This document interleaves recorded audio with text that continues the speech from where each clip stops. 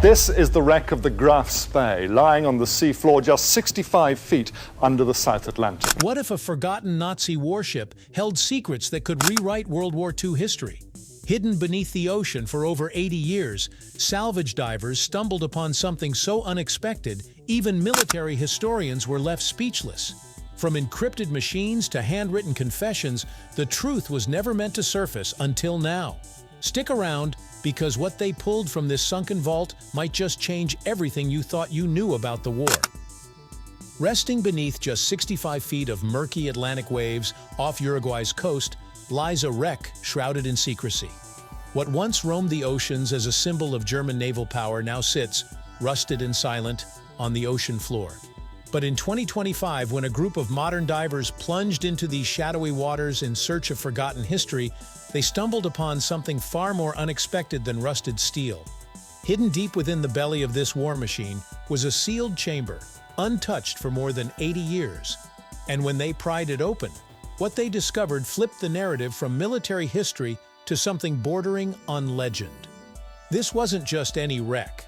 It was the Admiral Graf Spee, once the pride of Nazi Germany's Kriegsmarine. A marvel of deception and engineering, this so-called pocket battleship was far more than its misleading title suggested. While officially clocking in at just over 10,000 tons to comply with post-WWII naval treaties, in reality, she weighed closer to 16,000. Outfitted with 6 enormous 11-inch guns and powerful diesel engines capable of hitting speeds near 29 knots, she was a hybrid threat. She could outrun bigger warships and outgun anything smaller. Few vessels of the era could match her flexibility or her firepower. In the early days of World War II, as Europe descended into chaos, the Graf Spee was quietly dispatched to the South Atlantic under covert orders. Her mission was both ruthless and strategic: disrupt Allied shipping and create chaos among merchant routes. And she did so with surgical precision. Over several months in 1939, she sent 9 merchant ships to the bottom of the ocean, totaling over 50,000 tons in cargo, all without taking a single life.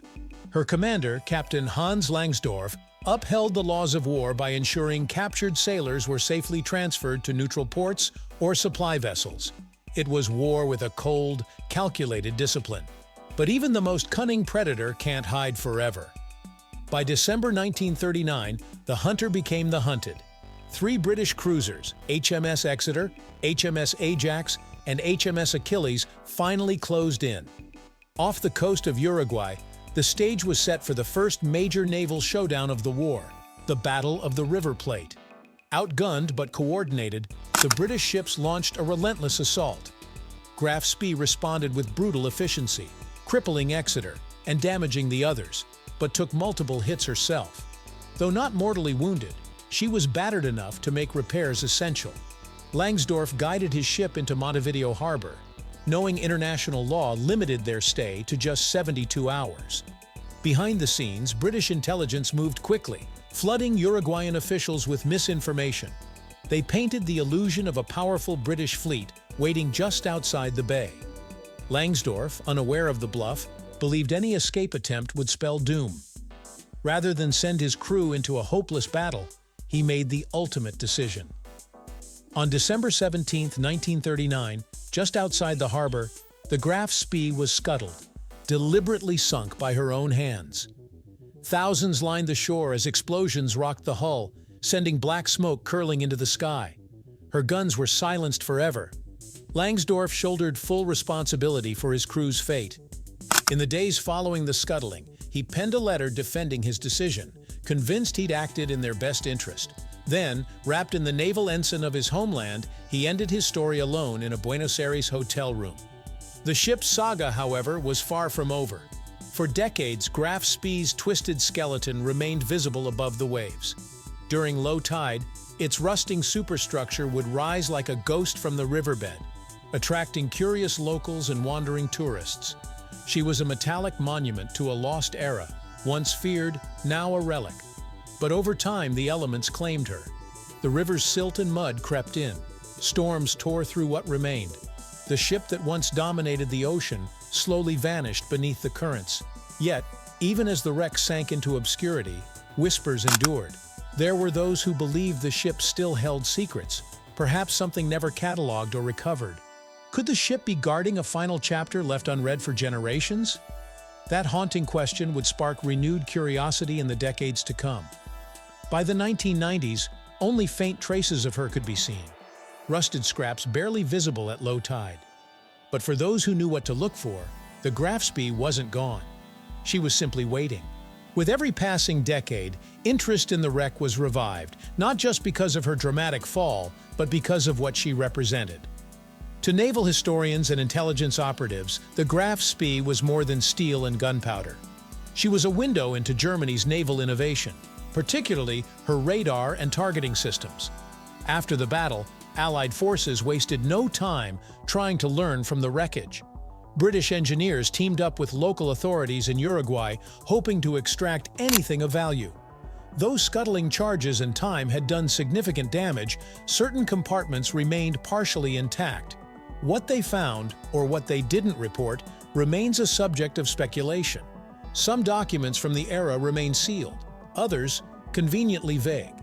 But behind closed doors, it's well understood that any scrap of technology recovered from the wreck could offer insights into how such a deceptively small ship caused so much havoc. As storms came and tides shifted, the Graf Spee slipped deeper into the sediment, but her legacy never faded.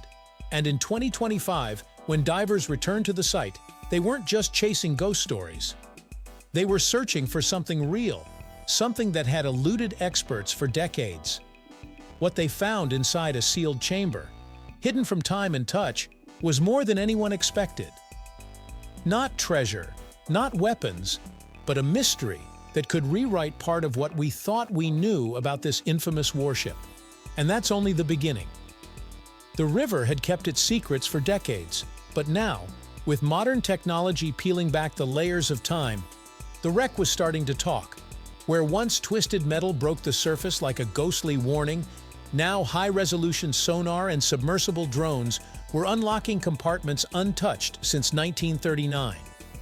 Each new scan was like brushing dust off a page in a forgotten book, and what it revealed stunned even the most seasoned researchers. The ship that had terrified merchant fleets and outmaneuvered Allied cruisers was proving to be far more than a ruin. It was a vault, sealed, patient, and waiting. As the 2025 expedition pushed forward, the team's excitement was palpable. Beneath the warped steel and thick sediment, they were uncovering untouched spaces, rooms that hadn't seen daylight in 85 years. There's something breathtaking about exploring a place no one has entered in nearly a century, and every creak of shifting metal added to the tension. It was in one of those sealed compartments that the team discovered what would quickly become the mission's defining moment. Behind a nearly collapsed section of the ship's officer quarters, Kronos, the custom submersible built for precision and maneuverability, detected a peculiar shape. Not debris, not scrap. It was something different. With its high-frequency sonar mapping the walls, Kronos's camera picked up the glint of a metal case. Half buried in the silt, it looked out of place, like someone had hidden it deliberately, perhaps even in haste. That one image sent shockwaves through the control room on the surface. Could this box hold wartime documents, secret blueprints, or perhaps something even more personal and human? Letters, diaries, or encrypted codes meant for Berlin that never reached their destination. No one said it out loud, but everyone was thinking the same thing. This find might change everything we thought we knew about the Graf Spee. It's the kind of twist that doesn't come along often in historical recovery. After all, most shipwrecks from the era have been picked over, documented, and cataloged down to the last bolt. But this was different. This was a ghost ship giving up its final riddle. And the public? They were watching. The moment the image of the locked case leaked online, briefly before being pulled down, it exploded across social media. Was this just a box? Or was it a time bomb of history, a frozen moment that could rewrite part of the war's maritime legacy? Experts speculated wildly. Some said it might contain wartime communications equipment. Others whispered about experimental prototypes, perhaps even documents never meant to be found. The hooks of mystery sank in deep, and the world leaned closer. And yet, while the case was the crown jewel, it wasn't the only revelation. As Kronos explored deeper into the Graf Spee, it recorded haunting details preserved in the silt and shadows. There was a set of officers' diningware still stacked neatly on a shelf. Nearby, a leather-bound ledger rested near a decayed typewriter, the keys still poised as if someone had just stepped away mid-report. Hooks hidden in plain sight, remnants of a ship paused in motion. It was eerie, yes, but also human. The war had frozen everything, and now, as the machinery of discovery brushed against it, these fragments stirred emotions far beyond curiosity. They told of routine, order, and lives lived under constant pressure, all silenced by a single fateful decision. And then there was the Eagle, the same controversial statue recovered years earlier, now once again a lightning rod of debate.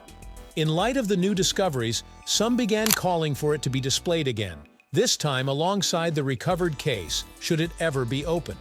The logic? History. Even the darkest corners of it should be illuminated, not buried. But others pushed back, warning that glorifying symbols, even unintentionally, walks a dangerous line. That tension added a whole new dimension to the Graf Spee story. It wasn't just about sunken steel and long-dead officers. It was about how we deal with memory, how we balance remembrance with reflection. Behind closed doors, international museums began lobbying for access. Private collectors circled like sharks. But the Uruguay-led expedition team was clear. The case, and anything found within it, would first be analyzed by an independent panel of historians and scientists. Dr. Elena Koig, the expedition lead, reminded everyone during a press conference that while the find was exciting, the mission was not about treasure, it was about truth. She emphasized that every artifact, from a bullet casing to a captain's journal, would be handled with care and respect.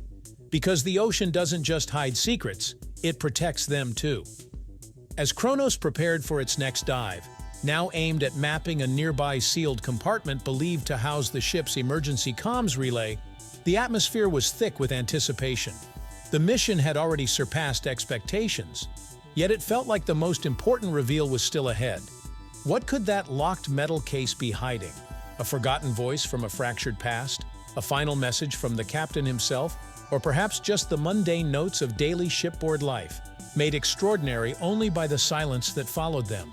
The Graf Spee, once feared for its guns and speed, had become something else entirely, a portal, not just into war, but into forgotten moments, a sunken cathedral of metal and memory.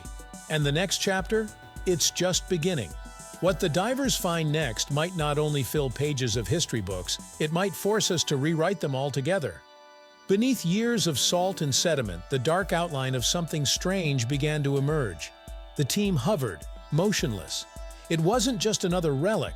What they found appeared to be an intentionally concealed container, marked by a nearly vanished black eagle and the soft trace of a serial stencil, the kind of symbol you don't just forget. This was no ordinary artifact. Opening it underwater would risk immediate deterioration, so, with calculated precision, they secured the compartment and prepped for a follow-up dive equipped with specialized sediment extractors. But the moment word slipped out, it sent a tremor through online naval forums and historical circles. It wasn't just what they found, it was what it might mean. Was it a trove of classified documents, forgotten wartime technology? The buzz became deafening. They kept quiet, but experts speculated wildly. Some imagined decrypted enemy strategies, others hoped for first-hand accounts from sailors lost in history. What electrified everyone, though, was the idea that a long-lost chapter from 1939 might finally be revealed in its purest form, unaltered, unedited, unforgotten. No longer was the Graf Spee merely a wreck. It had become a silent vault of history, finally unlocked. When they cracked open the sealed chamber during the follow-up mission, even the most experienced historians were floored. Naval engineers of the 1930s clearly anticipated worst-case scenarios. This archive room had reinforced panels and thick bracing, as if built to withstand anything the ocean could throw at it. Inside were 3 weather-sealed trunks.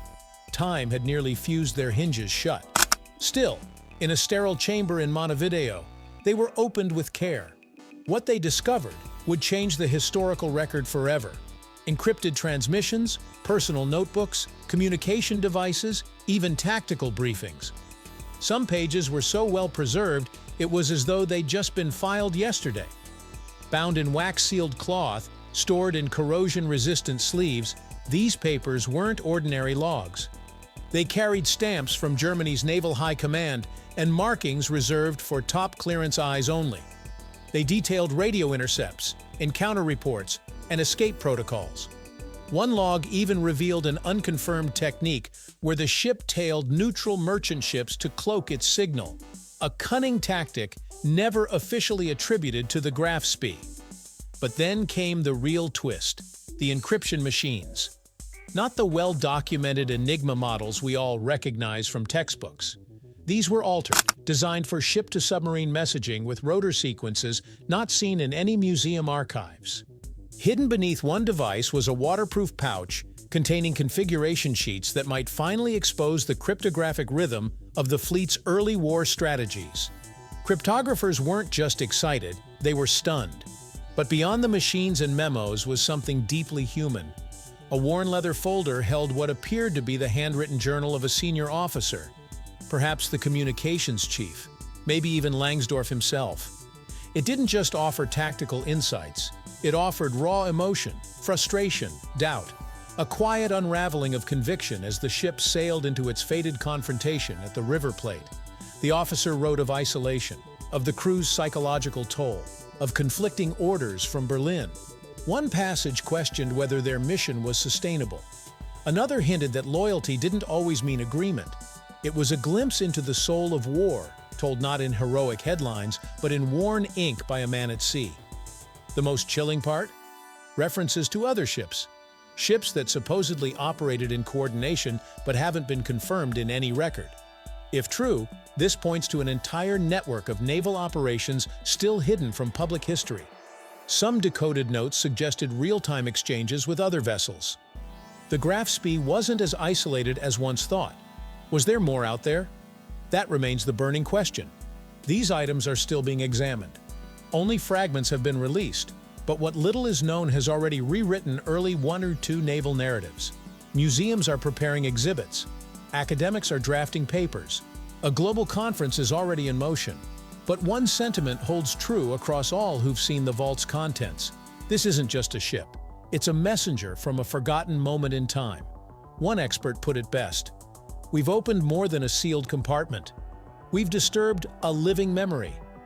And that memory speaks volumes.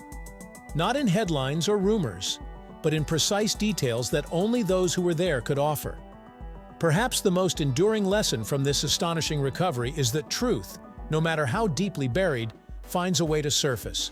Just like the Graf Spee, history refuses to be silenced. So what does this mean for the legacy of the ship, for naval warfare, for historical truth? That remains to be discovered. But one thing is clear: the past still has stories to tell, and we are just beginning to listen. And there you have it. From a ghostly shipwreck resting silently beneath the waves to an extraordinary treasure trove of wartime secrets finally seeing the light of day. Who would have thought that after more than 80 years, the Admiral Graf Spee would still be rewriting history? The discovery of sealed vaults, encrypted machines, and personal journals not only paints a vivid picture of the crew's secret missions, but also challenges everything historians thought they knew about naval warfare during World War II.